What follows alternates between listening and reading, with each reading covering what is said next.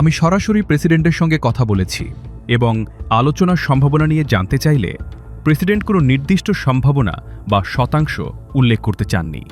তবে তিনি স্পষ্টভাবে বলেছেন রাত ৮টার সময়সীমা বহাল আছে। তার ভাষায়, যদি সেই সময় পর্যন্ত কোনো সমঝোতা না হয় তাহলে এমন একটি হামলা হবে যা আগে কখনো দেখা যায়নি। তবে একই সঙ্গে প্রেসিডেন্ট এটাও ইঙ্গিত দিয়েছেন, যদি আজকের মধ্যেই আলোচনায় অগ্রগতি হয় এবং কোনো বাস্তব অগ্রগতি দেখা যায় তাহলে পরিস্থিতি পরিবর্তন হতে পারে।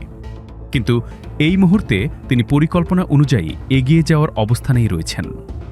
এই বার্তাকে অনেকেই কৌশলগত চাপ হিসেবে দেখছেন, এক ধরনের সতর্ক সংকেত যাতে প্রতিপক্ষ দ্রুত আলোচনার টেবিলে আসে। যদিও প্রেসিডেন্ট নিজেও বলেছেন তিনি এমন পদক্ষেপ নিতে চান না, তবুও আলোচনায় অগ্রগতি না হলে হামলার সম্ভাবনাকে তিনি এখনও উড়িয়ে দেননি। It might be likely if that